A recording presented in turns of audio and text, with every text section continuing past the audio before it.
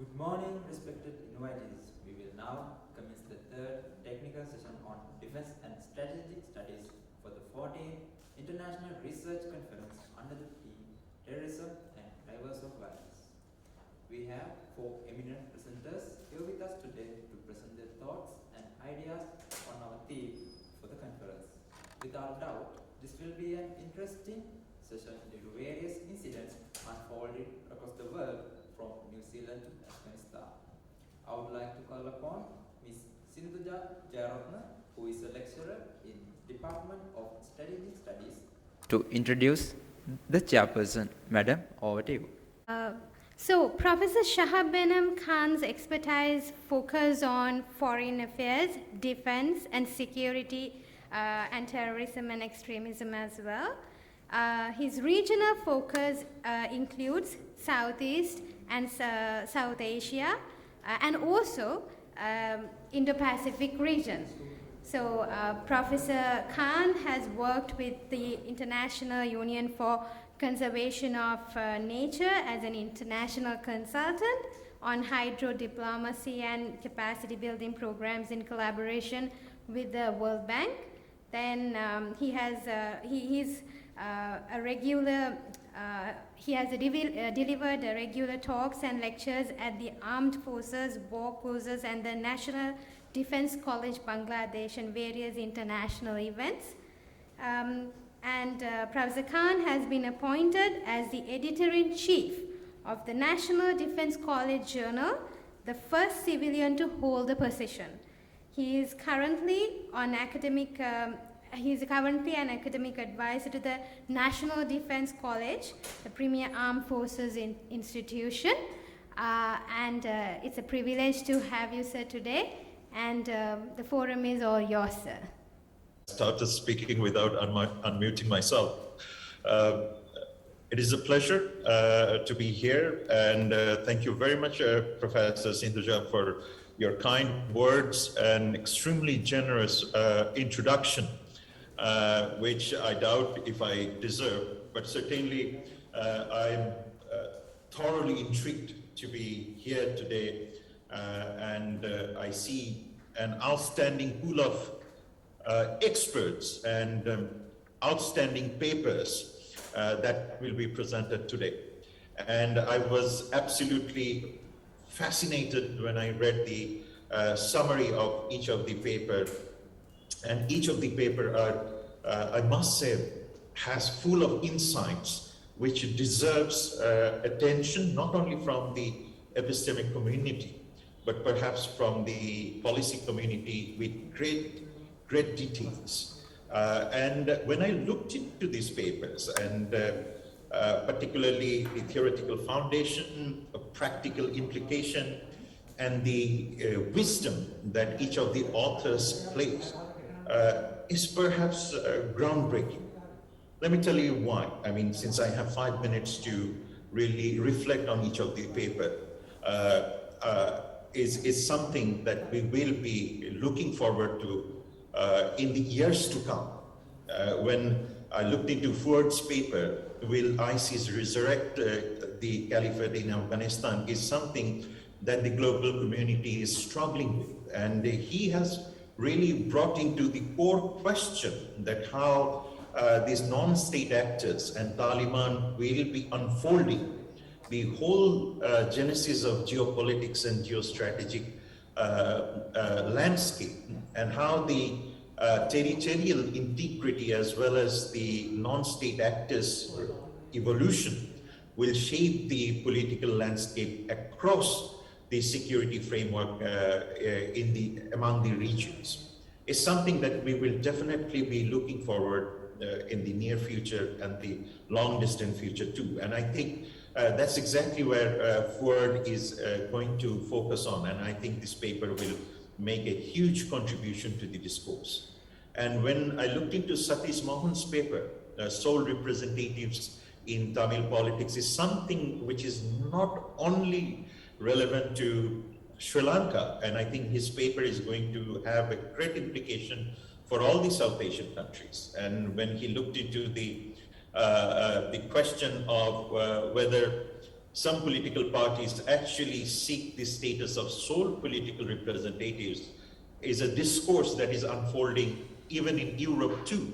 Even if you look at the rise of protectionism, ultra-nationalism, and I was speaking about what is happening in Washington, is also a reflection of what Satheesmohan has brought into his paper. And I think this paper will have a great attention and detailed attention in the Eastern, Western discourses too. I looked into Imtiaz, Nafeel, and Muttukrishna's paper, and this is fascinating. I mean, for any extremism discourse, this field study will have a great implication, and I definitely brought your attention to the recording in progress. UNODC's recent effort to bring the youth into the extremism discourse, whether youth actually endorses or owns the PV, preventive violent extremism, or countering violent extremism initiatives or not. And that's exactly where the authors were really reflecting on the shrinking space for intercommunal interactions or social cohesion. And I think this is a phenomena that not only the South Asians, but the Eastern Europeans are also talking about these days. And when I looked into Fernando and Fernando's paper, Lone Wolf Terrorism, I mentioned yesterday in the plenary, that this is another issue that we will be grappling for the years to come, because the whole genesis of terrorism is now unfolding into a new discourse, which is the lone wolf. And no, lone wolf doesn't follow any terrorism grammar. And perhaps one of the Fernandos is a faculty, and another senior Fernando has a wealth of practitioners' knowledge. And I'm looking forward to this particular paper, which will be relevant for every epistemic and policy community across the region, and where they have also highlighted the perennial need of linking the public health and the extremism. And I highlighted yesterday, look, if we don't deal with public health, and we will be seeing the rise of grievances everywhere. Even classic case, now you're seeing many of the countries are shaking their political infrastructure. The very obvious reason is people are feeling disgruntled because the public infrastructure are not being met, because the eroding public finances and the economy is eroding. So that is creating another fertile ground for extremism. Now, with those notes in my hand and looking forward to greater detail and looking forward to more interaction from all of these speakers, as well as from the audience present today, and I'm quite sure audience will be stimulated by your intellectual inputs. With that, may I request our colleague Satheesmohan to present his paper as the first paper, the sole representatives in Tamil politics. Mr. Mohan, unmute yourself and start deliberating. Thank you, Shah. I'm Professor Khan, so I'm one of the fans in terms of following your academic work. So I'm profoundly delighted, to be one of your panelists, and also my fellow distinguished panelists. And I'm glad that most of them are some of my students. So with that regard, so I'm profoundly delighted to be at least the first speaker of this virtual platform. Something Chair had already mentioned about the nature of my presentation, something not relevant to the local reality, but also the regional and extra-regional context, how the political parties somehow interlink with non-state extremists in some point, and also how they legitimize their political discourse in a time of challenges and opportunities. So in that regard, so I have chosen this particular topic in line with Today's session something on what we are talking about, the non-state actors and the terrorism. But even though it seems like a legitimate political party, but at the same time, I do believe it has a profound connection with the non-state actors, that so-called LTTE. Right, so with that the introduction, so let me just to read about the presentations, the sole representative in Tamil politics, the case study of Tamil National Alliance, the so-called TNA in post-war or the post-conflict Sri Lanka. So as we all know that the Sri Lanka has ended successfully defeating the terrorist outfit in 2009. Since then, of course, we have seen how the political atmosphere, particularly in Tamil domain in the north and east, and also obvious the Rand Center, like what the diaspora politics which related to LTT and also the TNA. So that really struck me to at least to pay specific attention just to look about the particular topic in line with that, the topic that we are supposed to discuss today. So a quick look about the presentation. So I'm since the time concerns, so I don't really go into the more details. So I will quickly give a sense of what the TNA and what the study background is, and some research applications, and also the analysis that that's based on the research questions that I am going to post, and also some sort of primary findings. So I do believe this project is taking place for the next phase as well. So with what we have achieved so far, so I'm just going to introduce. Right, so if you look about the particular the entity like the TNA, of course, that the Tamil National Alliance, so it seems like pretty much very predominant the democratic, the political entity that the Sri Lanka has. And also, I'm sure so most of the Tamil people in the north and east and also the diaspora community around the world are profoundly supporting the political manifesto and the objective of this so-called the Tamil National Alliance. So when we look about the formation of this particular entity, that back to 2001, that time, of course, it was under the influence of the LTT, since it got defeated in 2009. So when the time in 2001, so what the Tamil Politicia had decided to form a kind of the political representative from the Tamil community by composting the militant and also this kind of the moderate the political voices, and also in light with a focus of on the 2001 the general election. So that's the prime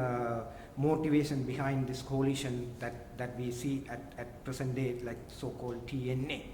So as I say, the political alliance, that's something profoundly carried out the Tamil political legacy in Sri Lanka. So some of the members, that so-called the Tamil United Liberation Front, and also the old Ceylon Tamil Congress, which are profoundly a significant political entity that back to even the colonialism, and especially the peak of colonialism and pretty much the end of colonialism. So, and also the particularly the old Ceylon Tamil Congress, which is led by the grandson of the Ponnampalam, so something like, and also the reality of taking or kind of a considering the rebels, especially the EPRLF and PLAT and the TELO, which were significant terrorist entities, and also the militant by their objective.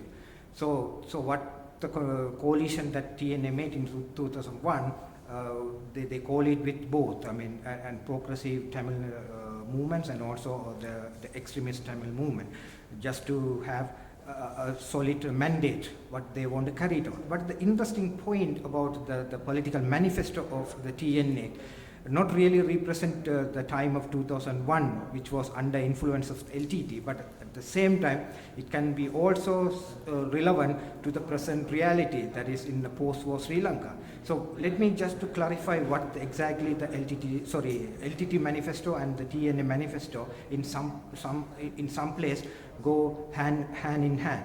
So the so-called the self-determination. So of course the LTT had very profound of external separatism.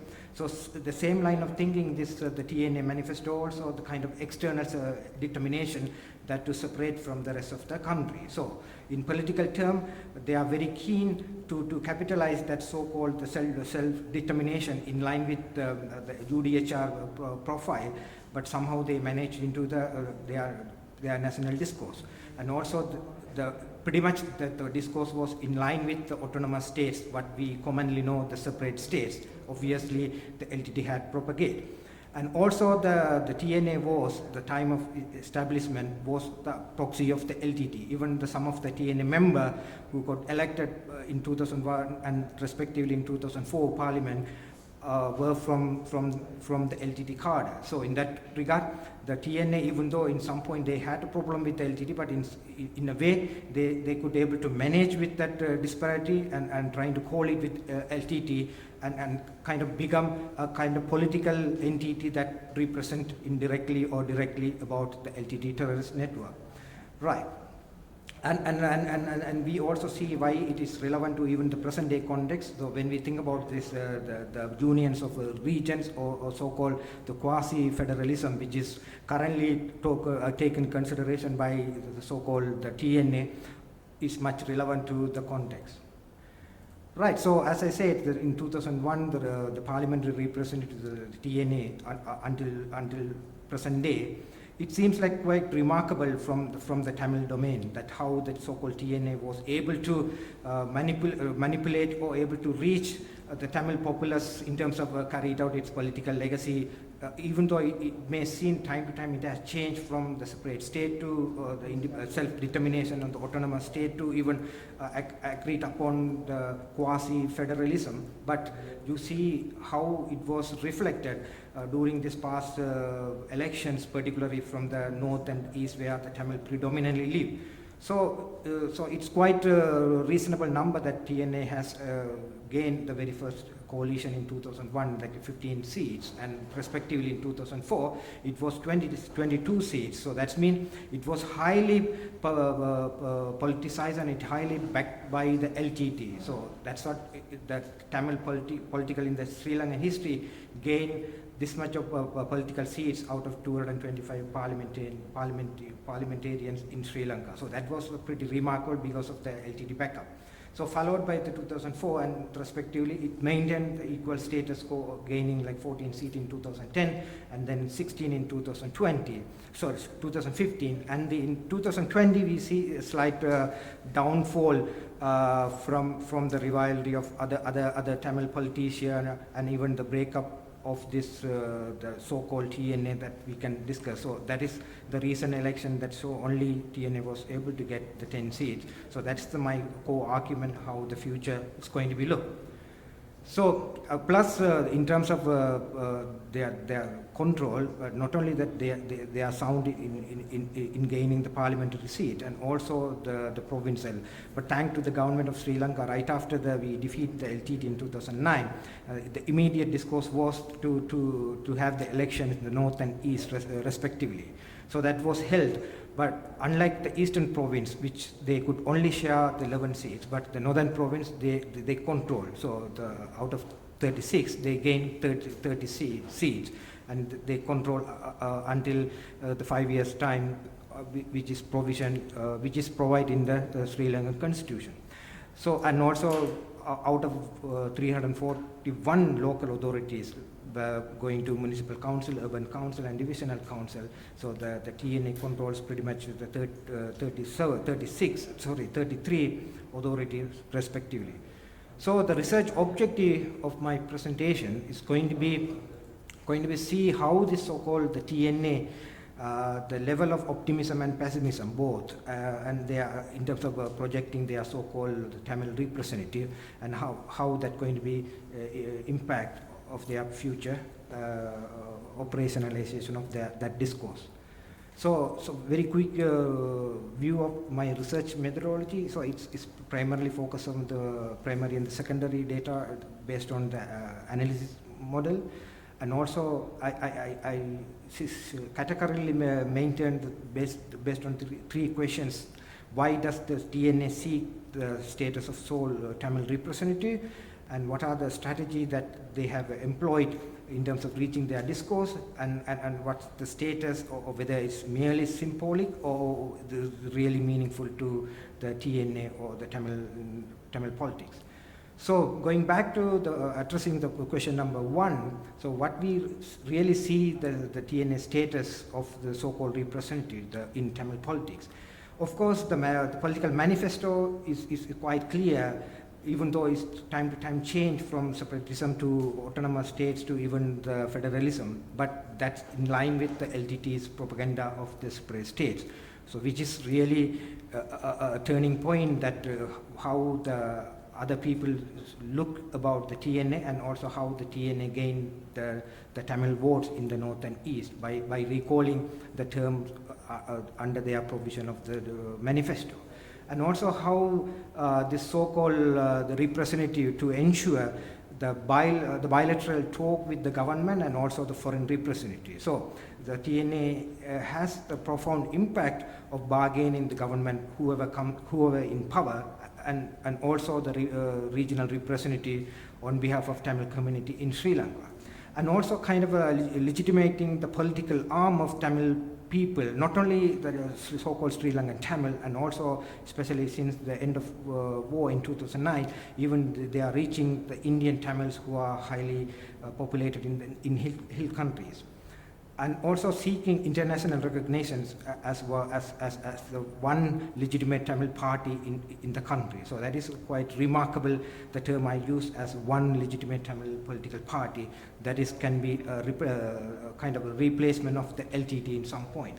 So getting Tamil diaspora support, so it is obvious, since the chair is based in UK, you might have seen how that the diaspora activities that is carried out with the LTT legacy, and also how that impact on the TNA's decision making in Sri Lanka, whether they support this government or that government, or whether they support this particular candidate or that particular candidate. That is really depend on the diaspora influence. That's something I just want to make a specific point. And also the domination of administrative structure, especially in the north. That's, I said, how the parliament they control, and local authority from municipal council to urban council and provincial council. So, and the other strategy how they employed in terms of maintaining their status quo of sole representative. So I have seen that there are 3 specific approach. That's something in cooperation with some of the political parties and alliance. So that is what I said from the formation in 2001, how the so-called Satheesh, I'm sorry, this is a fascinating talk that you're giving, but I can absolutely give you 2 more minutes to wrap up. So I can quickly go. I apologize, but it is an intriguing talk, but we have to give others time. Absolutely. 2 minutes. Absolutely, I'm grateful. A couple of minutes I managed it. So what I see how they got to cooperate with the other political entities, even the what is called the terrorist network like EPR, like Blood and other Tello, and likewise how the efficiency of the continuation of their political manifesto, that is something in line with separatism, and how they are disproportioned with the revival political parties that they might simply labelize kind of extremists or something like that. Right, and then the third aspect that I'm going to see, why they maintain the symbolic or even what their future aspect, obviously the downfall of LTT terrorism in 2009, and then they are trying to replace that LTT legacy in political mean. And also what the perception about Prabhakaran and the LTT have achieved, the zero sum or negative for Tamil, that killing their own people and also achieve nothing. So then TNA is therefore to achieve some of the legacy left by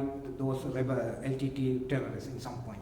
And also the taking no ministerial portfolio in the central government until they achieve their political objective about either self-determination or the federal government forming. And also the conditions with the cooperation of government, but not really supportive with the government or the central government. They always come with the conditions. That's really impact on the diaspora politics as well.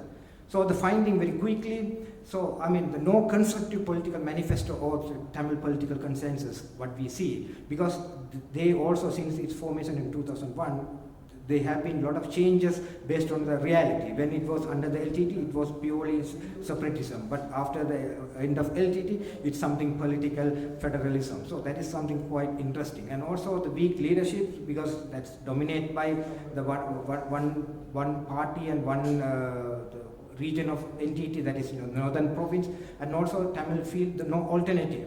So anyway, they have to support in that point. And also, there's a criticism over LTT ideology and separatism that the TNA is carried out, not only locally and also internationally, that we see, especially the manifesto. And also, the only mainstream Tamil political party that still can dominate the Tamil votes in terms of their political discourse, that is something I just want to throw. But with this all, what I can quickly say, even though they have achieved in a great extent during the conflict, but or even the immediate after the post-conflict situation, but the recent elections, the last year elections shown that there's a division among the members of the TNA and among its coalition and among the other rivalry from the Tamil politicians. But still, they maintain the status quo of so-called Tamil representative, the sole Tamil representative, by calling the LTT legacy. So with that end, I conclude and congratulate to my other fellow mate to have a very good presentation. Thank you, Satheesh. That was brilliant, Satheesh, as always. Asif, I have already summarized your paper. Please go ahead. Unmute yourself. Thank you, Chair. Good morning, everyone. As always, it's a privilege to discuss topics concerning both national and global security at the annual KERL International Research Conference. The topic that I will be discussing this year is titled, Will ISIS resurrect its caliphate in Afghanistan in the face of continuous losses of leaders and territory and combatants in both Iraq and Syria?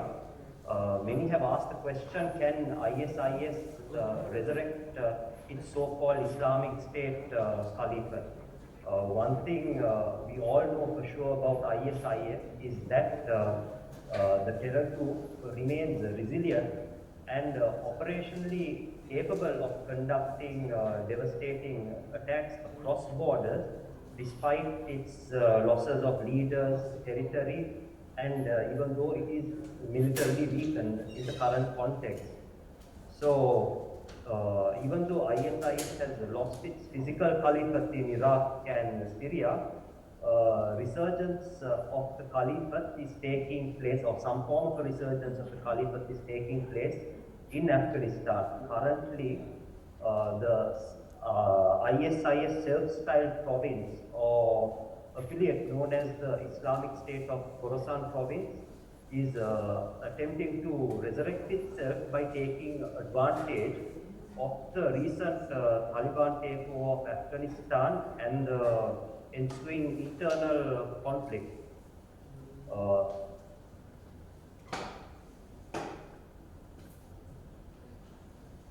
Since the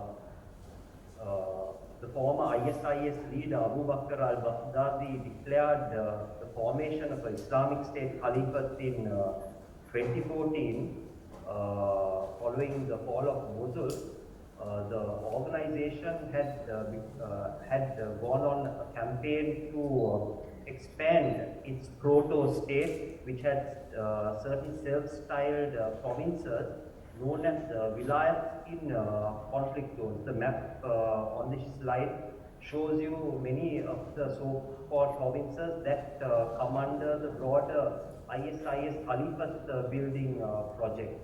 So, for us to understand the significance of the territorial influence and the control maintained by ISIS and to answer the question whether ISIS will resurrect the caliphate in Afghanistan, it is essential that we understand what exactly a caliphate is and what exactly a vilayat is. The ISIS caliphate basically seeks to become a singular state administration which is modeled based on the historic or early Ottoman Empire or the Abbasid dynasty, which annexed several regions, several countries under one banner. Therefore, in the case of ISIS, Vilayat or ISIS province is essentially a territorial claim made by the so-called Islamic State affiliates. And when I say Islamic State affiliates, they are affiliates and they are essentially not, sometimes they are part of the broader structure of ISIS, but we need to keep in mind they also act independently. So these so-called ISIS affiliates govern these areas which are mostly conflict-ridden or that are areas which lack a significant amount of government control. During the height of the Islamic State's power or the reign of terror, as I would call it, they controlled almost 100,000 square kilometers of territory and had a population of nearly 10 million under their control in Iraq and Syria. One of those provinces or vilayats was IS Khorasan province or the Islamic State of Khorasan province, which is based in Afghanistan. The Khorasan province was formally announced in January 2015 under the leadership of Hafiz Saeed Khan, who was a former Tehrik-i-Taliban Pakistan commander, or the TTP, which is the Pakistani Taliban, which is completely different from the Afghan Taliban. So following them gaining entry into Afghanistan, ISK eventually succeeded to gain control and occupy vast territories in Poona and Nangarhar provinces, which lie on the Afghan-Pakistan border. So later on, when the group began to lose territory in Iraq and Syria,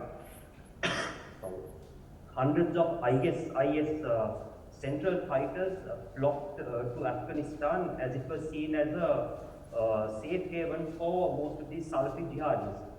The current leader of ISK is Shahapar Muhajir, who is originally from Iraq. So what is significant about Muhajir taking up leadership since last year is that he is the first leader of IS Khorasan who have come from outside South Asia.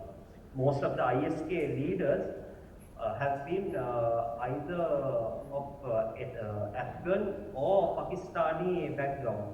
So him hailing from Iraq gives him an added advantage, since traditionally the Middle East, Middle Easterners have been respected and considered as mentors and mediators among the rural Afghan population. So Muhajir becoming the leader of ISK will further strengthen the organization, because it will also attract several foreign fighters from the Middle East in particular, and specifically in Iraq and Syria, to migrate to Afghanistan. The ideological significance of Afghanistan will also play a key role in empowering ISK's radicalization and recruitment drive. When looking at the ideological significance of Afghanistan for ISIS, as you can see, there are certain hadiths or Islamic texts which mention the importance of Khorasan province during the end of time. Much of these hadiths or Islamic texts have been distorted and exploited to suit the ISIS narrative and their extremist apocalyptic ideology, which has been used time and again to justify their cause. So here we can see that they will be using extremist narratives linking the significance of the Khorasan region in order to provide ISK and the territory that they are operating in some form of ideological legitimacy for the group to restart its caliphate building project in Afghanistan.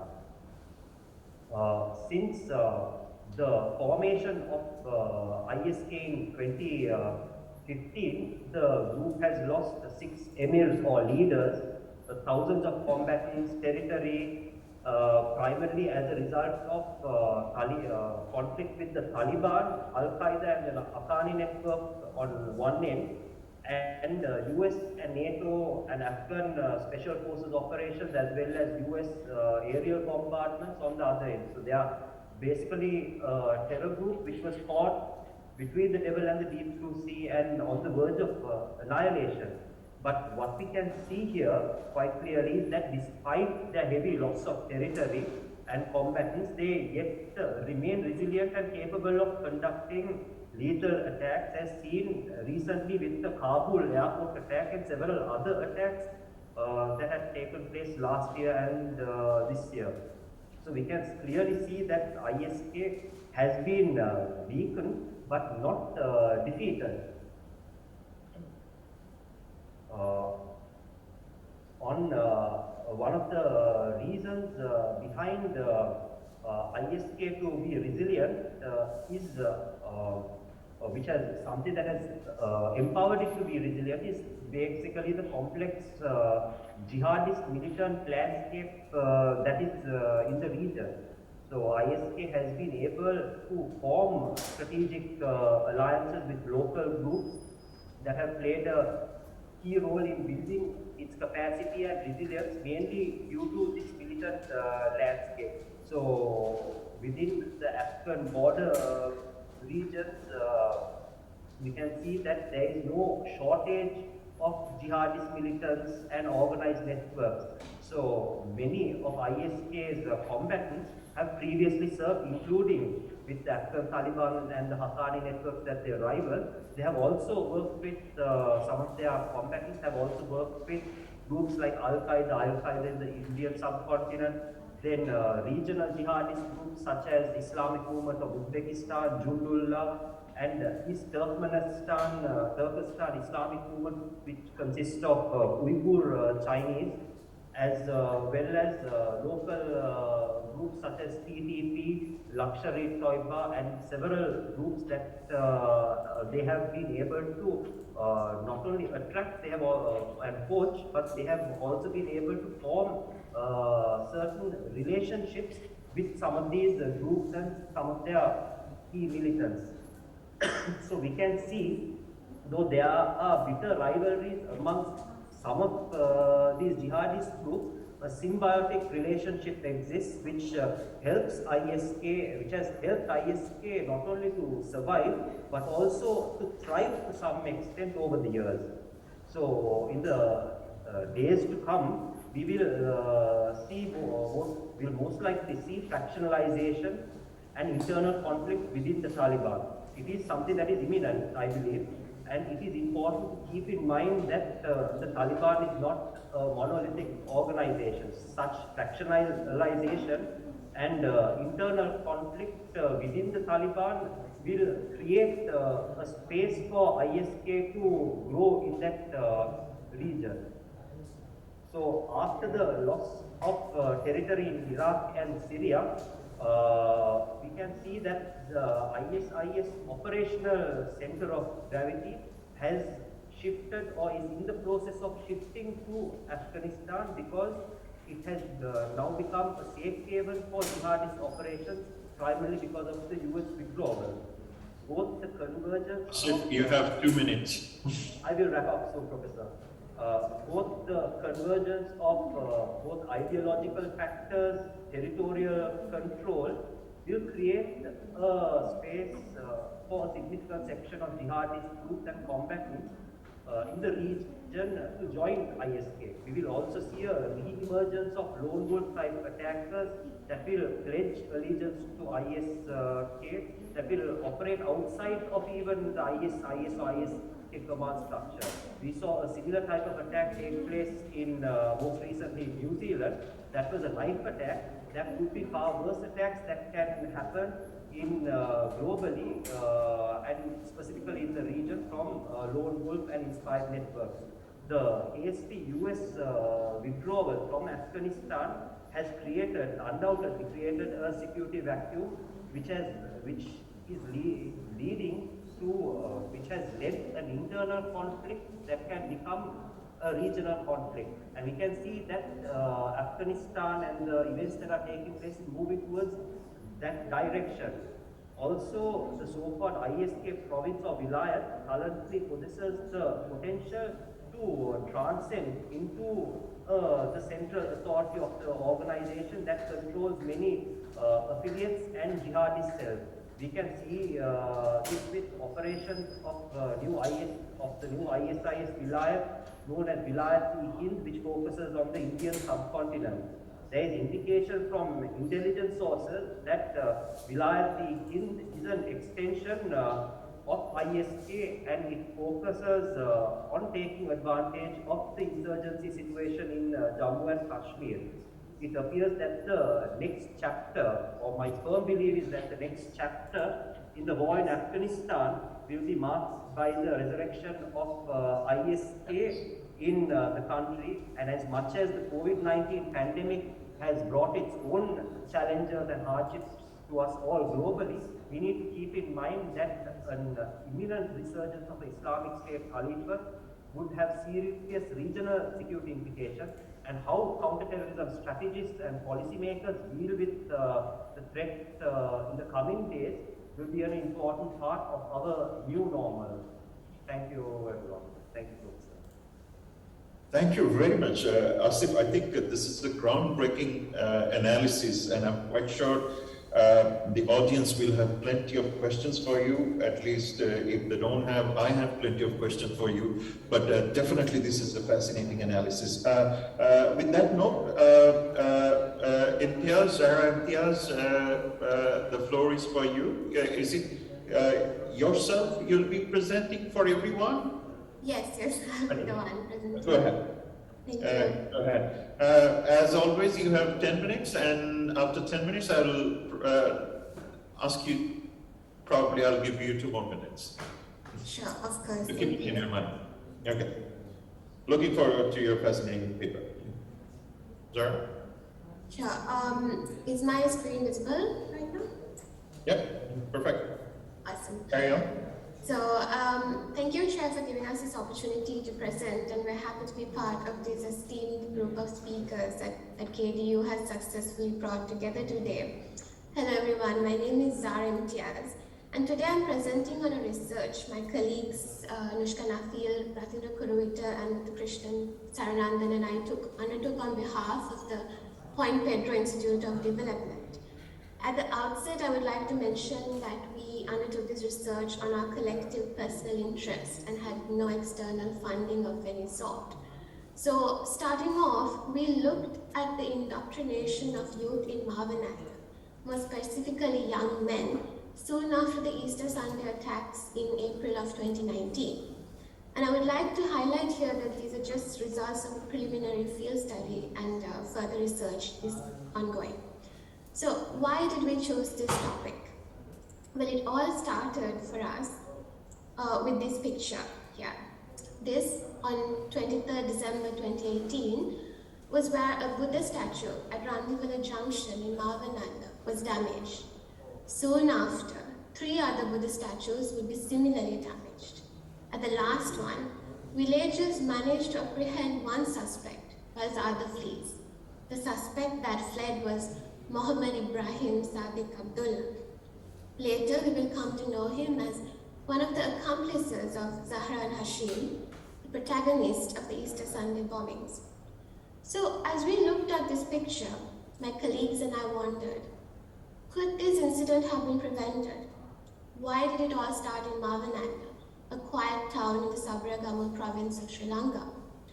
More importantly, would the attacks have gone through without Sadiq and his people in Mawanella?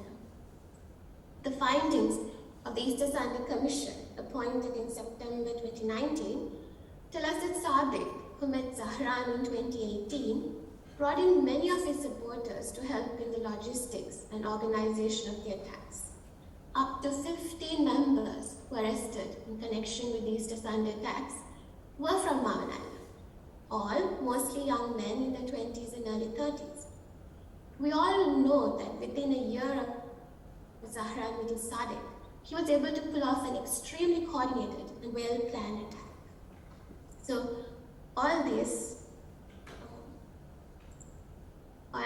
points helped further strengthen our hypothesis that Mawanella had become a key piece of the puzzle for Muslim youth extremism in the country. So, in our paper, we looked at the 3 following questions. What makes Mawanella an attractive place for radicalization? What attracts these youth to these sectarian religious groups or movements? Do they replace a lacuna for social interactions in the area? How are the parents, teachers, not aware of what is happening to the boys? How do they fall through the cracks? We found that there were not many studies done on the above or on Mawanella per se, and this provided a further impetus for our research. So when we look at the methodology that we adopted, between 2019 and 2020, we visited Mawanella on 4 occasions to talk to youth, religious leaders, and community leaders to understand the background to what had happened in the existing environment post-Easter Sunday. We conducted 15 in-depth interviews and 3 focus group discussions with young men to corroborate our research. We have to mention here that not many young girls were included in the discussions, first due to difficulties in accessing interviews, and then also because most of the action involved young men and not really the women. So, to begin with, we would like to note here that contrary to what many picture Mawanella to be, it's not a Muslim majority area. In reality, Muslims only make up 30% of the population and are concentrated in the urban sections. But it was interesting to find out that a small population of Muslims had close to 30 registered mosques. The unregistered number is much higher. So when we looked at the macro picture, we saw it to be a highly charged religious and communal environment. So what are the relations between communities like in such an environment? We found that language has been a great distancer between communities. While the older Muslim and Sinhala residents had the opportunity to study in Sinhala medium in similar schools, later on, competition within schools, lack of capacity, and preferences to study in Muslim schools in either Tamil or English medium by the Muslim residents meant less space for interaction between the younger generations of the 2 communities. This has created a situation where the respective communities act in silos, suspicious of even the ordinary things that each community does. For example, I would like to highlight a story here. A religious leader from the Buddhist faith told us that he was increasingly suspicious of boys meeting at a sports stadium in the evenings, and that they saw some foreigners involved there too. Further investigation into the story revealed that it was just a bunch of Muslim boys simply training for a football match, and they had paid some foreign coaches to come train them. Right? So we saw these similar incidents taking place on and off. So we each saw each community learn separate, play separate, and eat separate, leading them to think separate. And it was in this environment that the Muslim youth, especially the boys, had found that their most important social space was the mosque.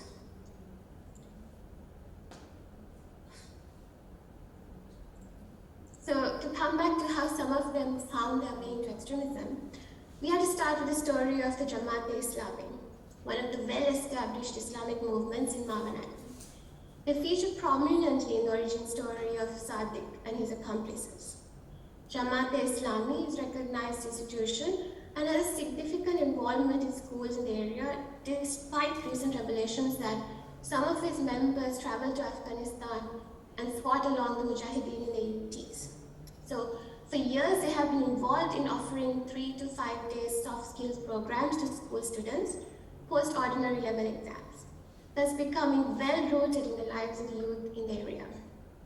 They are well established in the areas of Mawanella, Puntland, and Kandy, and the Jamaat-e-Islami has molded generations of religious-oriented young men to be more sectarian, and it is not surprising that a large number of people who took part in Zahran's training programs were one-time members of Jamaat-e-Islami.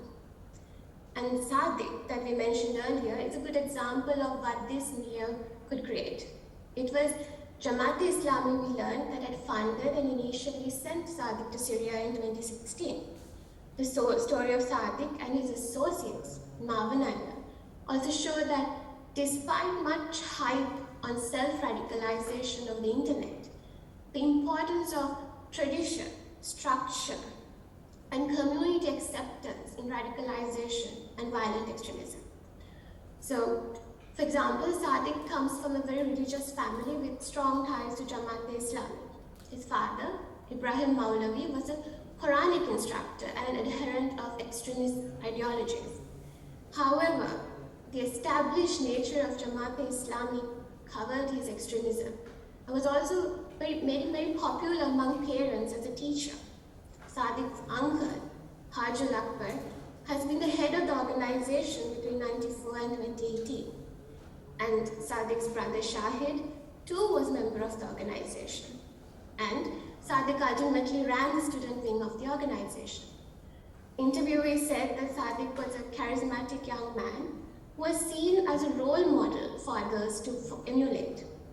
Thus, young men who associated with him escaped parental scrutiny, although some interviewees said that these individuals began to increasingly isolate themselves from their peers. So, while the internet did play a role in the radicalization of Sadiq and his Jamaat-e-Islami associates, it did play a role in bringing them into contact with Zahran Hashim.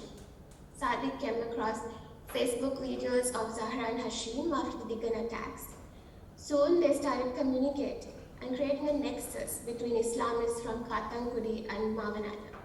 Soon a significant number of Sadiq's associates started attending Zahran's classes, and Sadiq demonstrated his knowledge of weapons in these sessions. And we see around this time, the Jamaat-e-Islami started distancing themselves from Sadiq after he had returned from Syria. Although the organization had removed him fearing his foray into violent extremism, it had failed to inform the rank and file the real reasons why the Ibrahims were sidelined. Several interviewees told us that this allowed the family to play victim and get sympathy from the community. And further, his removal from the organization gave him further impetus to go and join Zahran. So, Zahra, you have 2 minutes. I'll finish here. So apart from the charismatic nature of Sadiq and his reputation as a model youth, there were several other reasons that allowed extremist youth to operate undetected. Firstly, the community was not aware of the threat posed by radicalism and violent extremism. Drug addiction has become a significant problem in Mawanella, and parents were just relieved that their sons were spending more time in mosques.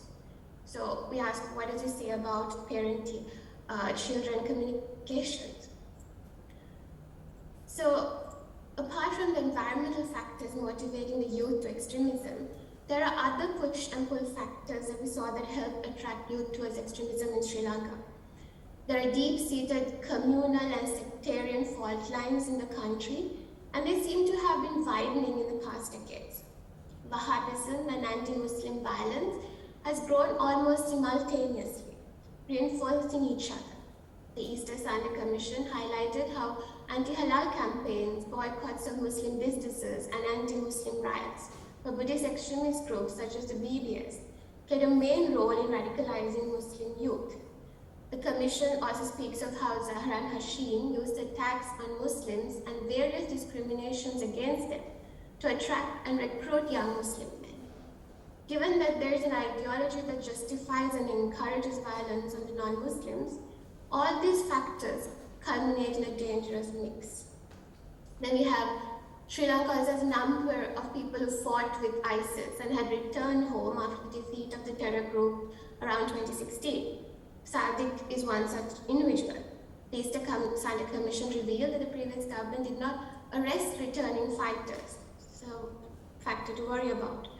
And then the country has also a highly unregulated internet space that can be easily used by extremist organizations to recruit young people. As I mentioned earlier, Sadiq and Zahran met through the internet, and Facebook played a main role in bringing together extremists from various geographical locations to carry out these Sunday attacks. Extremist Buddhist organizations such as the BBS and the Balakayas have also been technologically savvy to propagate their anti-Muslim rhetoric via social media, and even instigate violence against Muslims in Alugama, Tigana, and other places. So to conclude, our study in Mawanella was informative, and we were able to uncover a number of factors that shed light into the proliferation of extremism in the area. However, these revelations also showed us that a lot more research has to be done on this important but little studied area. So in future, we hope to look at the following: the role of young women in the radicalization process in Mawanella, the social structure and reach of religious organizations like the Jamaat-e-Islami in molding youth opinion, and how do educational institutions operate and contribute to the radicalization process. We believe that expanding the study to cover these areas will help us present a better picture, will help future researchers and policy makers understand radicalism and violent extremism in the country better. So we would greatly appreciate constructive comments and suggestions either today or later via email. Thank you. Thank you, Zara, and I think you have given us a lot of food for thought, and we will be discussing it later during the question and answer session.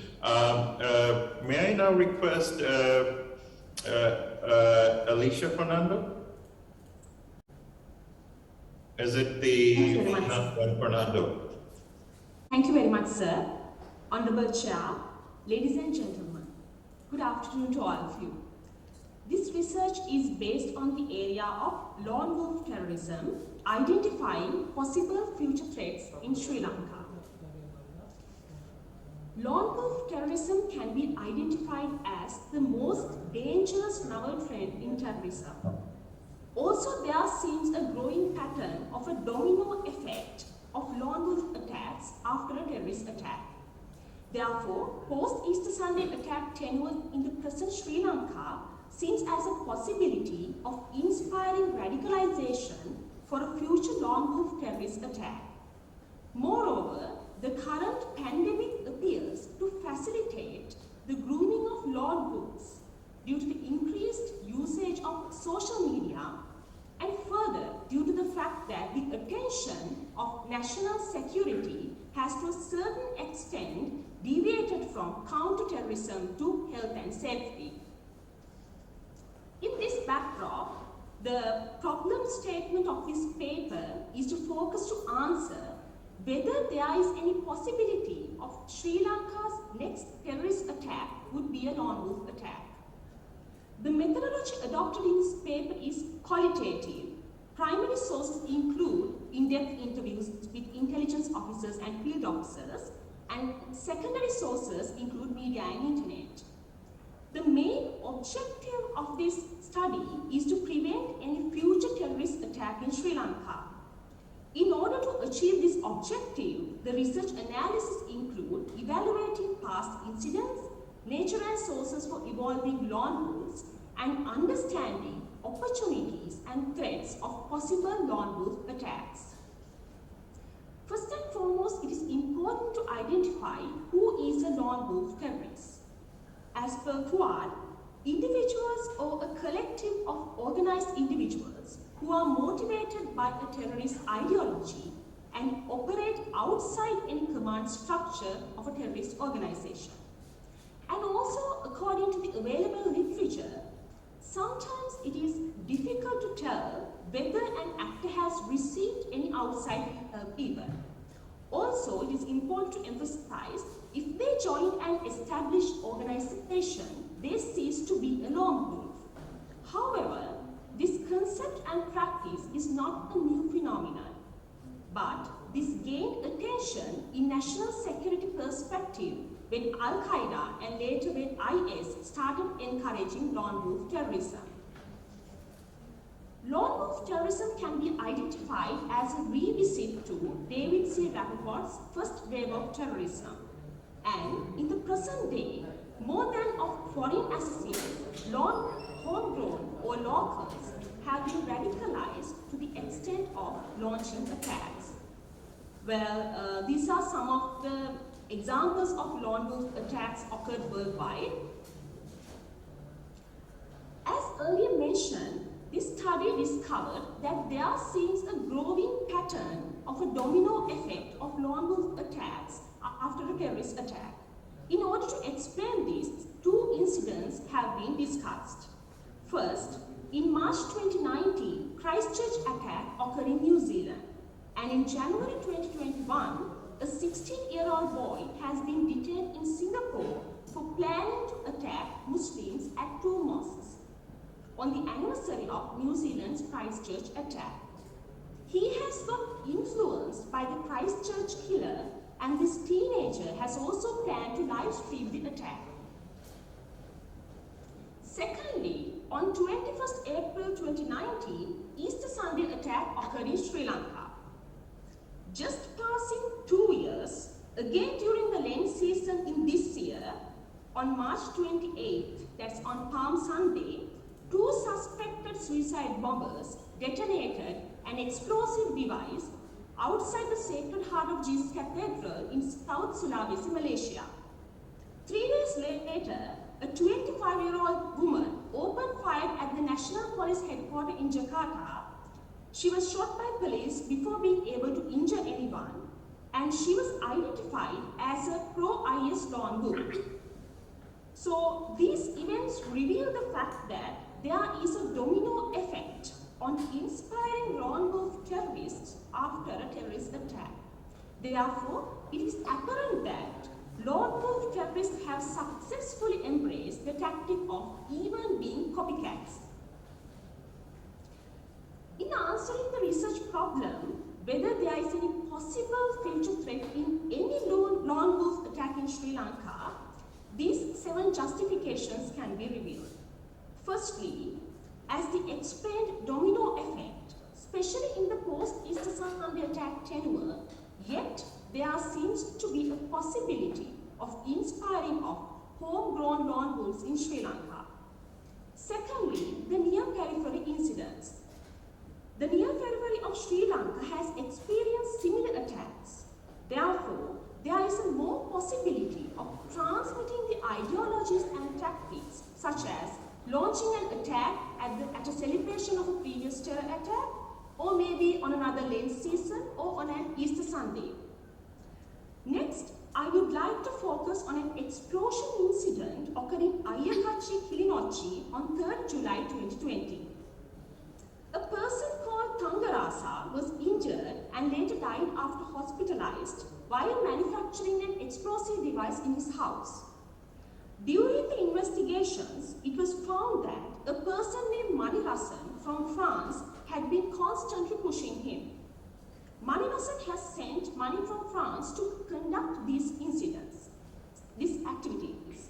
This incident has been purely categorized as an attempt to celebrate LTT Black July because deceased was a rehabilitated ex-LTT cadre. Thus, with the interviews led with intelligence officers, it was also revealed that this incident even had certain characteristics of lone wolf terrorism, because deceased had been inspired by a person from France and a large sum of money has been transacted. Mainly, no evidence found that deceased knew this Mawanella from France is from LTT diaspora. So this incident has been purely categorized as an LTT revival, attempt to LTT revival. However, it is my perspective, the research perspective, that can't this be a collective of organized individuals who are motivated by a terrorist ideology and operate outside the direct command structure of a terrorist organization which falls under lone wolf terrorism. In this backdrop, there is a high possibility of a lone wolf attack even to be unidentified as a lone wolf attack in Sri Lanka, mainly due to the limited knowledge of the field officers, and therefore such an attack even have a high possibility of being shrouded as a criminal act and not as a terrorist act. Further, there have been many cases of manufacturing explosives at domestic level in Sri Lanka. Even Easter Sunday attack explosives were manufactured locally by the extremists. And the technology of manufacturing bombs is easily available on internet, and the basic ingredients to manufacture homemade explosives devices are also easily accessible in Sri Lanka. Most importantly, the current COVID-19 pandemic with lockdowns is a high possible stage to breed lone wolves by inspired networks as well as to become radicalized without getting noticed. And this situation will even lead to launch any terrorist attack too. Just for an example, just after Easter Sunday attack, government banned full face covers. But now, in the present context, according to health guidelines, it is the law of the country to wear a face mask. Further, many researchers have proved that there is a rise of social media-based radicalization in Sri Lanka due to increased usage of internet, especially with the pandemic. With all this, identification of lone wolf terrorists is the biggest challenge in counterterrorism, due to the fact that radicalization is a psychological phenomenon which will be expressed only by way of changes in behavior patterns and expressions, such as more tendency of being isolated, and expressions of radicalized ideology, expressions of hate and revenge against any community, further praising ideology of any terrorist group are the only available sources which would depict from the individual. In this backdrop, this research proposed the following action plan in order to prevent lone wolf attacks. First, separating from society. This simply means, as Sri Lankan government was then successfully capable in isolating LTT suicide bombers, even to overcome this obstacle, it is imperative to provide guidelines to the police and security forces on how to identify a lone wolf terrorist.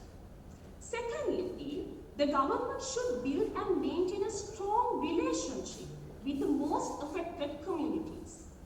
Next, government security agencies along with law enforcement authorities to interrupt the communication between inspired networks via social media and shall take maximum precautions to cut the bridges of sources of becoming radicalized.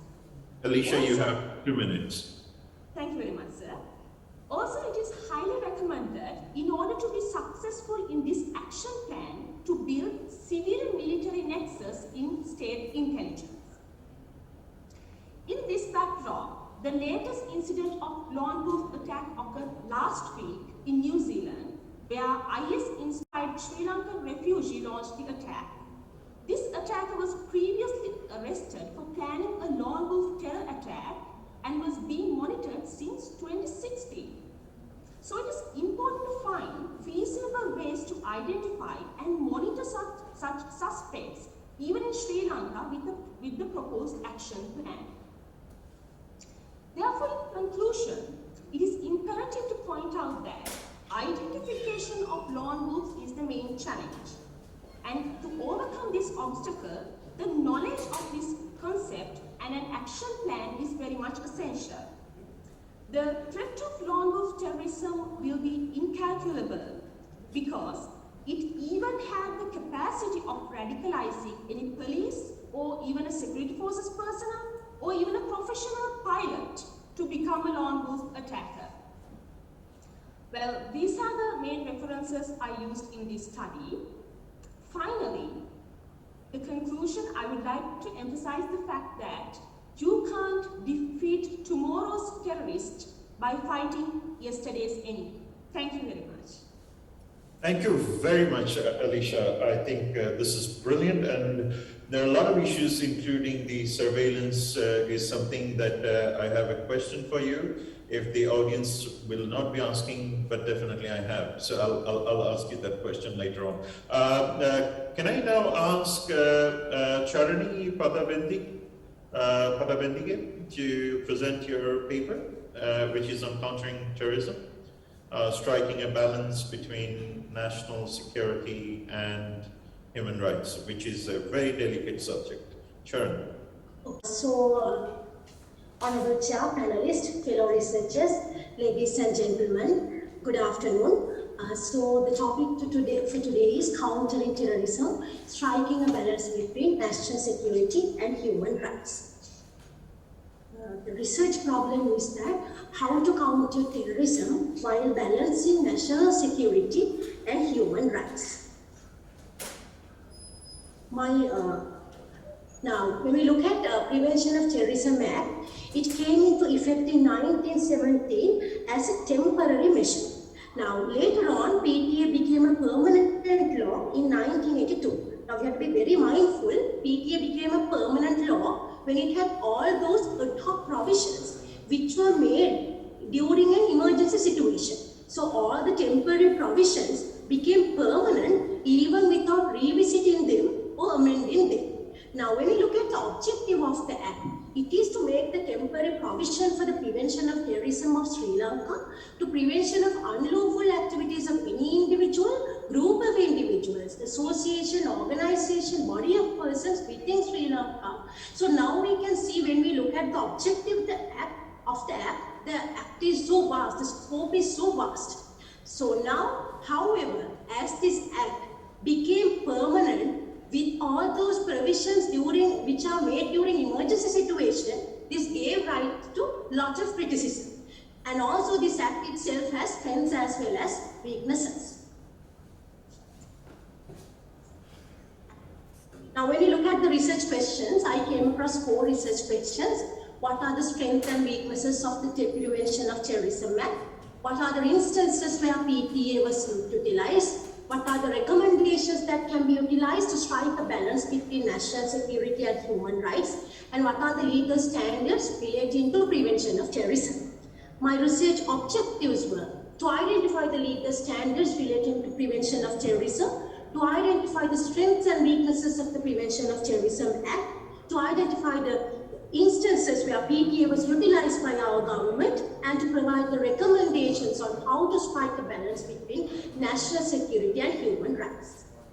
I have utilized doctrinal research, which is also known as a knowledge building research, where existing pieces of legislation and judicial precedents are taken into account. Now, my discussion of the research revolves around 3 main topics. It is legal standards, strengths and weaknesses of the Act, and the lessons learned. Now when we look at the legal standards to prevent terrorism, we have Prevention of Terrorism Act. In addition, when we look at the international context, we have the International Covenant on Civil and Political Rights, Convention Against Torture and Other Cruel, Inhuman, Degrading Treatment or Punishment. Both these conventions are ratified by the Sri Lankan government. Now how it is pivotal is that even during a time of emergency, it is imperative that we have to preserve human rights. At no cost, we cannot sacrifice human rights. Now, according to ICCPR and the Convention Against Torture and Other Cruel, Inhuman, Degrading Treatment and Punishment Conventions, it guarantees the right to life. It specifically says, as you can see on the screen, even when there is a state of emergency, states may derogate from certain other rights. State can derogate. However, those derogations must be temporary. Now, this showcases the gravity of preserving human rights. Now, when we look at the domestic context, we can see that we have the Sri Lankan Constitution. We were having a fascinating talk. I have several observations. One observation is for ASIF, which I would like to think I mean, probably during question and answer, just to save time. This is a blessing in disguise, perhaps. We will have what we... I want your reflection is that since you think that there is a shift going on from the Middle Eastern theater to Afghan theater, how fluid you think that South Asia may become once there is, and I think you are absolutely spot on when you thought that Taliban said, just give me a second so we can straight move on to the question and answer session. So let me start with Asif first. When you mentioned that the fragmentation with the Taliban and Taliban intra-Taliban feud will eventually make Taliban much more weaker and give a space for ICs and others to really have a greater foothold. And how do you see then the future of Taliban, and will be Taliban mingling more with the ICs and Al-Qaeda, or eventually come to some sort of compromise to stay in the power, or eventually they will become a tripartite conflict zone? So what kind of situation that you perceive? I mean, given the past history that you have mentioned. So that's a question for you. You can answer later on. I'm just posing a question to everyone. The second one is for Satheesh, and this is the question that has come from the audience, and I think these are brilliant questions. One is Damika, who has asked you a question by asking that, who do you see in present context the role of TNA in these pandemic situation? Do you see any mutual understanding between the present government and them? And subsequently, congratulating you on your outstanding presentation, and I must congratulate you once again. The local media in Sri Lanka showed that some of the members of the Tamil diaspora have expressed their willingness to help Sri Lanka in coming out of its present debt situation by bringing investments. In your opinion, will these be materialized on ground, or is it just a media gimmick? So these are the two questions for you. And there is a question from me to Zara, and the question is, yes, language is an important issue, which we have seen across South Asia. And there are two questions that I have for you. One, how currently community sees the inter-community relations in Sri Lanka?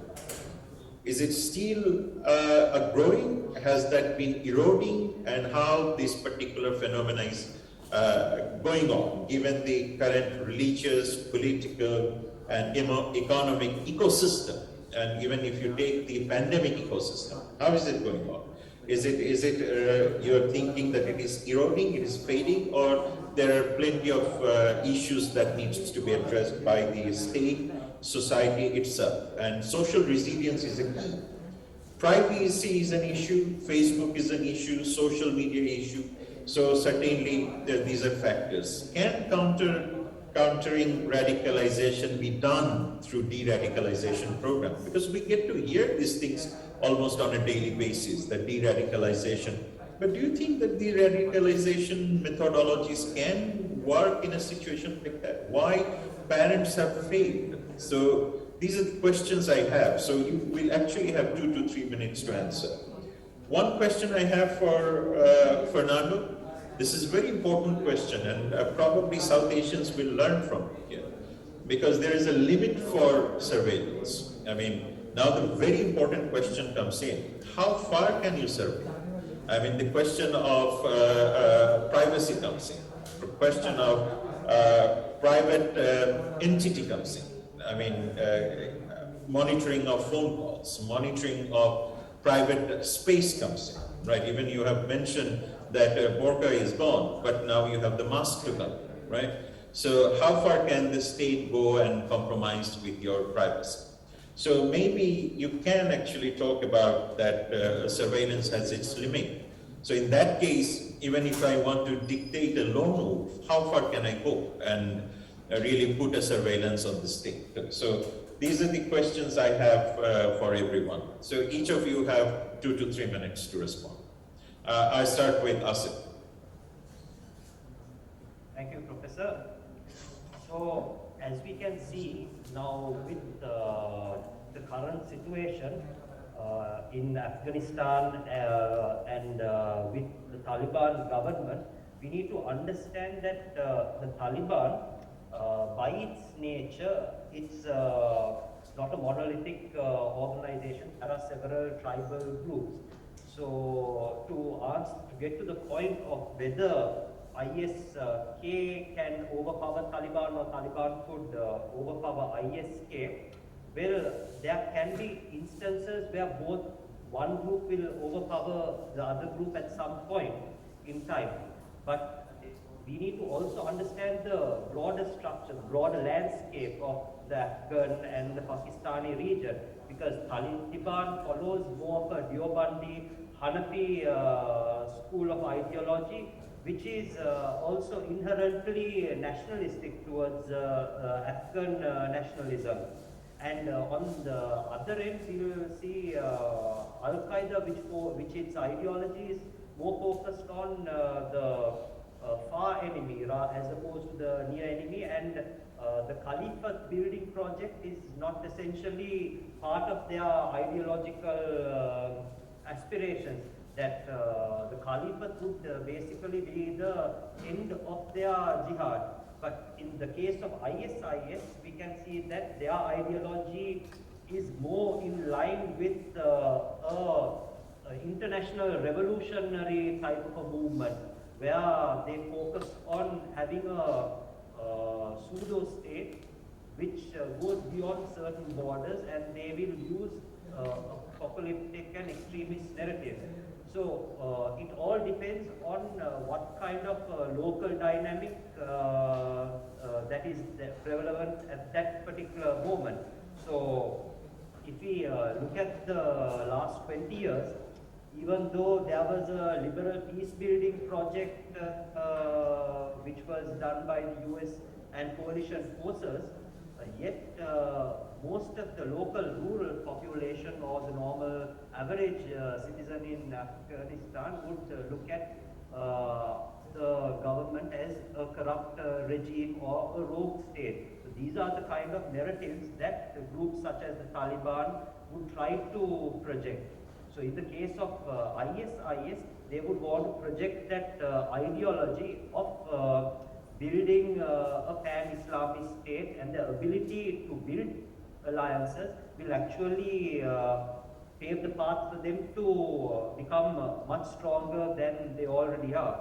So the transnational structure, the transnational nature of terrorism is such that groups, Salafi jihadists, transnational Salafi jihadist groups such as Al-Qaeda or even ISIS, they operate based on a Hydra system, or a particular Hydra system.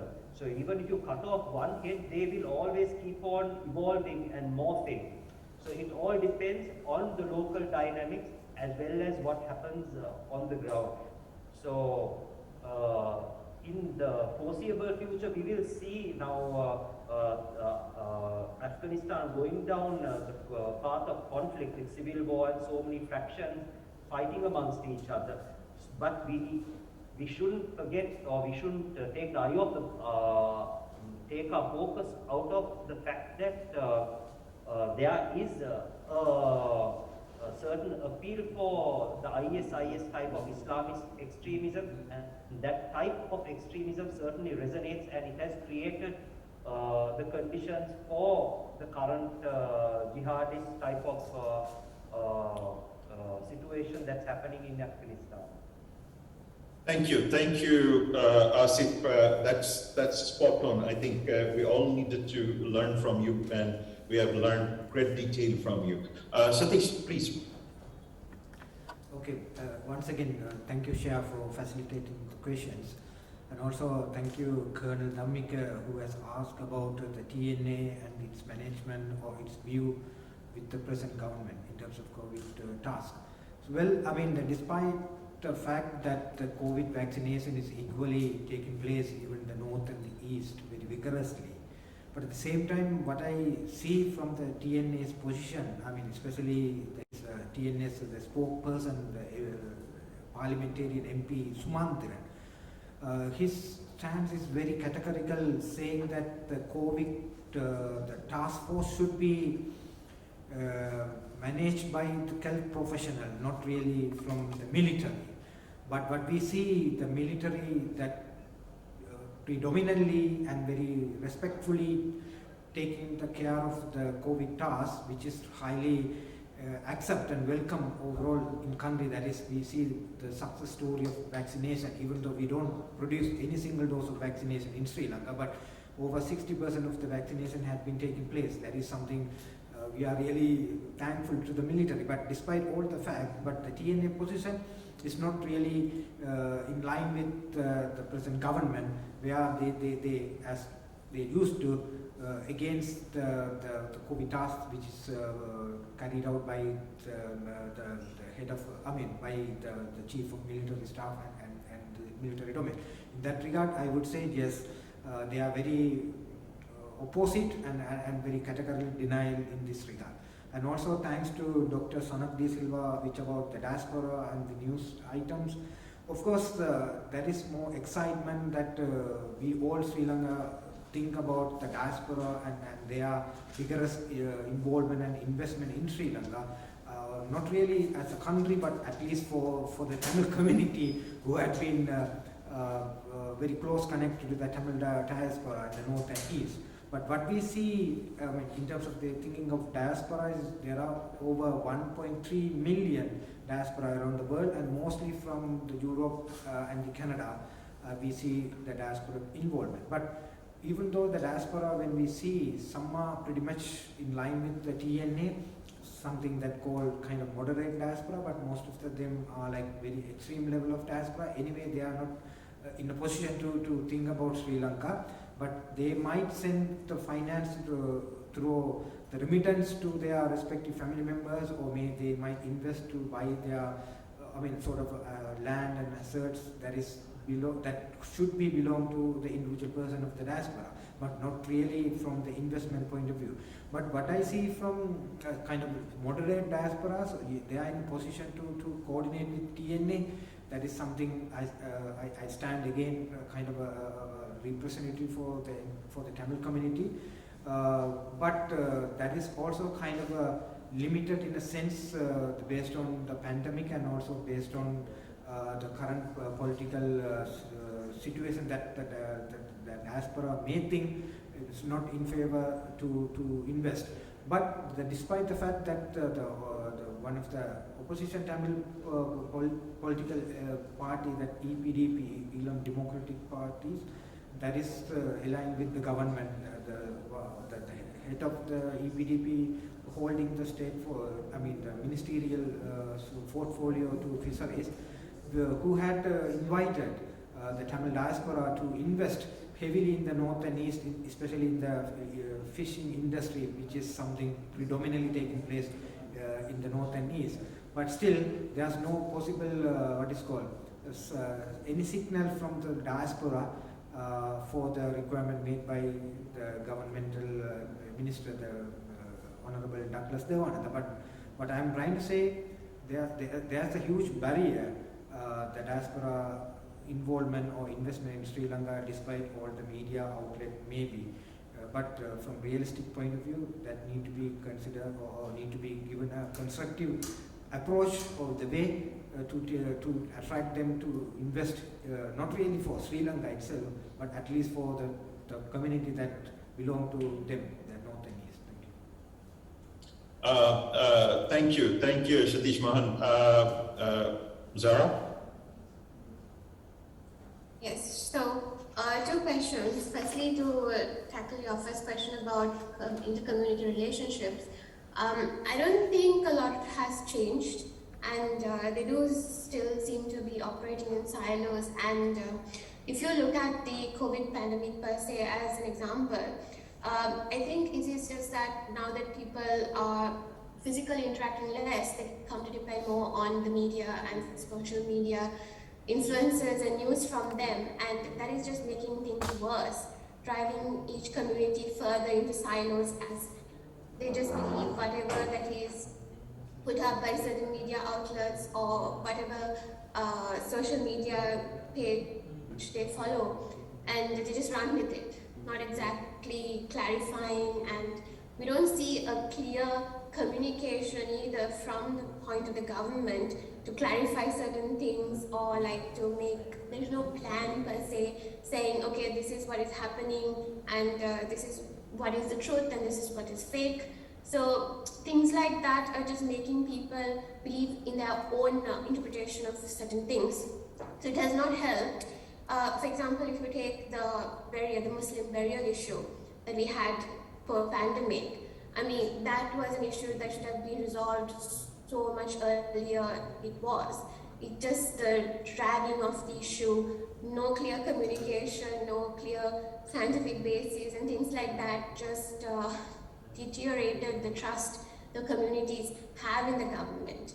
You know, and that is kind of a dangerous precedent to set, because all communities, if you are to work together, you have to believe in at least the state, that the state is telling you the truth. But we see a fundamental erosion of trust in the state, and it's not a very good starting point per se. And also we don't believe that like communities should be left to their own devices to build harmony and intercommunal relations. I mean, there should be active work done on the ground to bring people together, because I mean, people on their own prefer to stick in groups that they're familiar with and do things that are familiar. So we need a structure, maybe the state that they trust in, stepping in and ensuring that there is mutual trust within communities, and they need to feel that things are fair, that there is a fairness to the system. I think that is where that is lacking right now, actually, and of course you have certain third parties and various groups that take advantage of divisions, and they do very well in politics and things like that.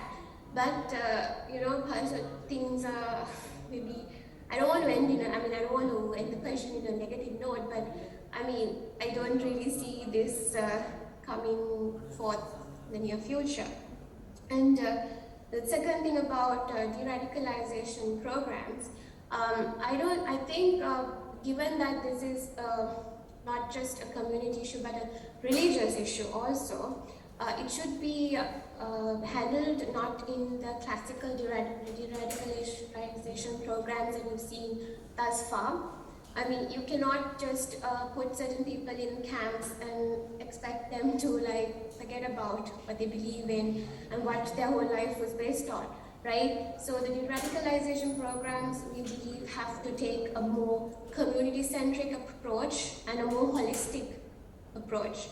So you have to first not only involve people on their families, the religious perspective, and why get to the root causes of how they got here. And without making those structural changes, we don't believe that just lecturing to boys and saying, look, you learn a trade and you go back to society and this will be okay, is going to help. Like, first and foremost, once you get this radicalized youth in camps, you must also make sure that their families are supported, the training is given for them to uplift their living conditions, and and also promote a more moderate voices in religion, so that they have an alternative to fall back on if you take this away from them. So thank you, Sarah. Holistic approach. Thank you. Thank you very much. Alicia, for you. Sir, first of all, thank you very much for your very interesting question. Actually, the question was about how we balance surveillance with right to privacy.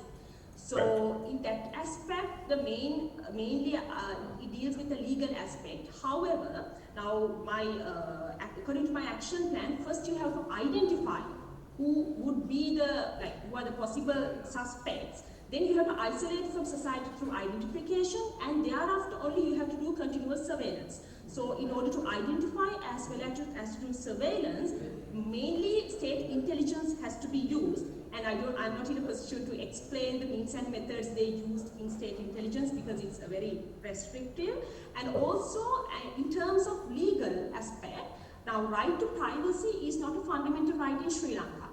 And all the other rights and freedoms in Sri Lanka is restricted under Article 15. And especially by the 19th Amendment, even right to information was brought up under Article 14A. But however, it has been also restricted in terms of national security. So therefore, according to my research, what I suggest is, if the legal backdrop is clear, then therefore surveillance of identified lone wolf suspects will not be an issue, sir. That's all. Thank you very much. Fantastic. Thank you. Because this is heavily debated in international community, yes. and I think this is something that has to be well articulated in Sri Lankan position. And this is the reason sometimes the miscommunication happens. And I think this is a brilliant point that has to be brought into the main discourse.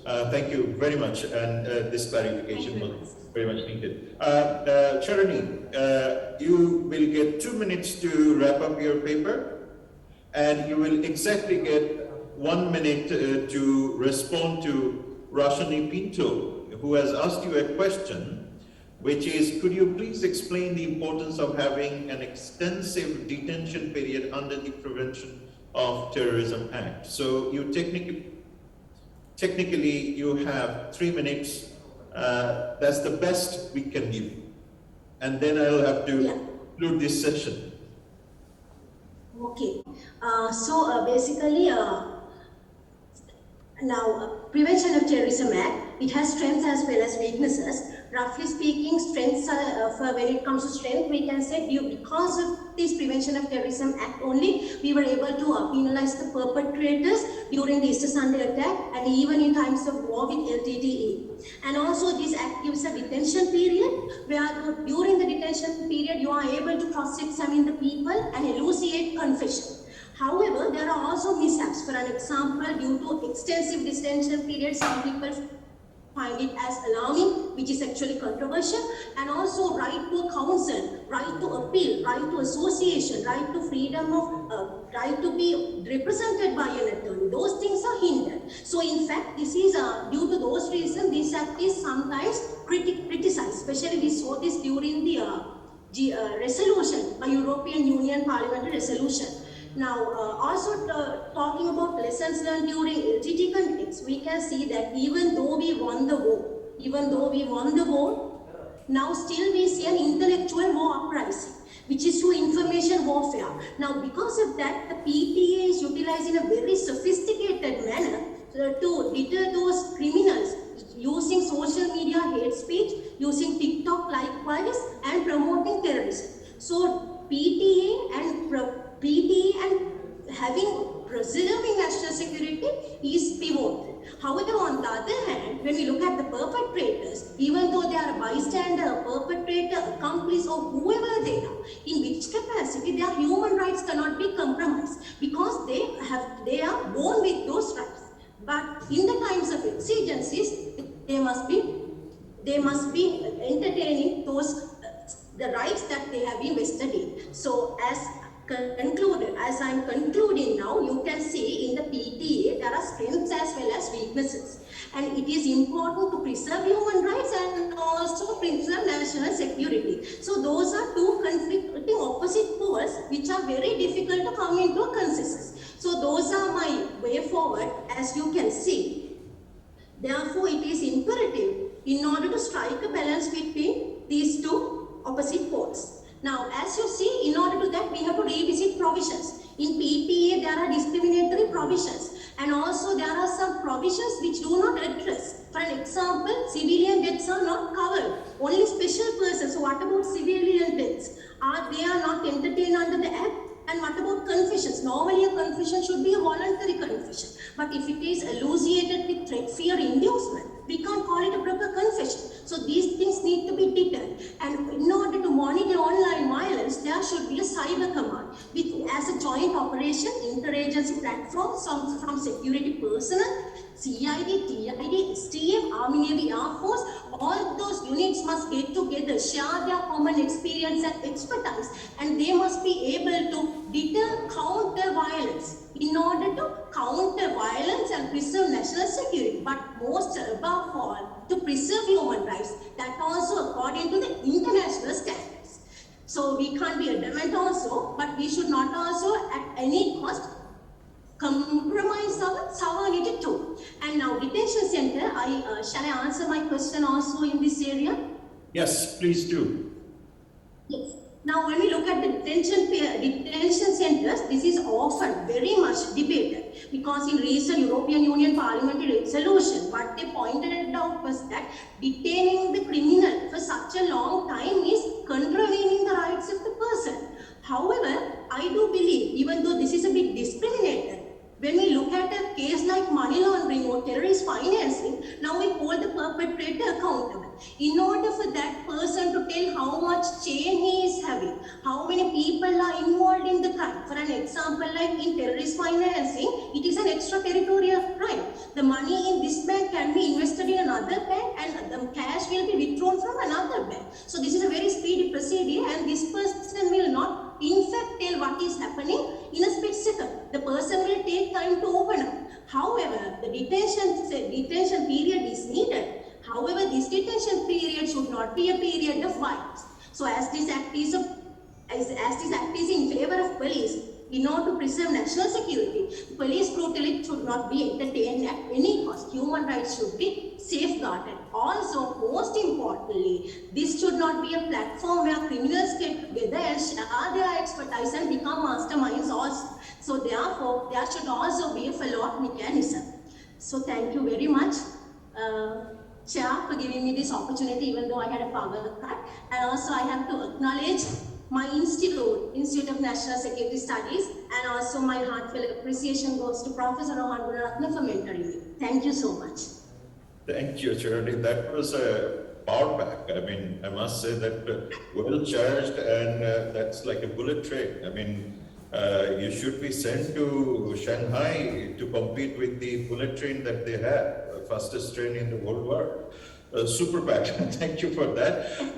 I won't take any time, and I don't have the audacity to summarize your papers for sure, because these are exceptionally brilliant papers, without any doubt. And KDU must be proud of your papers, and these are absolutely valuable insights. And KDU must publish all these papers without further delay. This will benefit everyone across the regions. And this is a strong recommendation. And of course, this particular platform has discussed a range of issues, starting from diaspora to technology to media, and definitely extremist organizations ecosystem, and of course, the legal law enforcement and social structure, political institutions, even the fluidity to change or to resist change, and at the last point of time, even the issues of trust, norms, values came up. And I think these are all important ingredients in understanding security, and obviously in the post-pandemic situation that will be unfolding across the regions. And I think all these ingredients makes it a unique platform, and we rarely get to see these much of components coming into discussion or creating a discourse or narratives in the security arena. And this is the beauty of this particular platform, and I think the organizers will take a note of it. And this is the reason I must once again congratulate all of you for bringing all these issues insightfully, constructively, and most importantly, informedly, bringing it to the table. These papers are published and widely circulated. And it should not be just like sitting in one website or anywhere, and it is well distributed because people should read it. And all of you have worked hard, and KDU has given you a brilliant platform. Thank you very much, and looking forward to reading all these papers.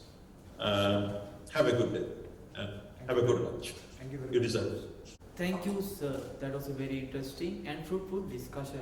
I would now like to call upon Colonel HMG Herat, RSP, USP, PSC to present the certificate of participation to Mr. Satheesmohan.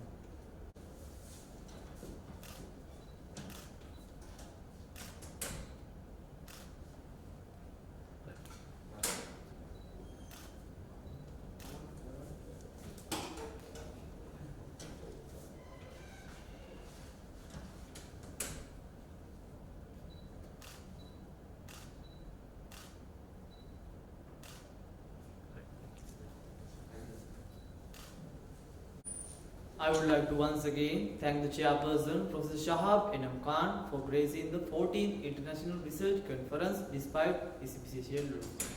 I would also like to thank the authors of the third technical session for Defense and Strategic Studies, Fuard, S. Satheesmohan, C. Imtiaz, Elisha Fernando, CLCM Patabendige for sharing their thoughts on the theme Terrorism and Drivers of Violence. Ladies and gentlemen, with that we conclude the third technical session.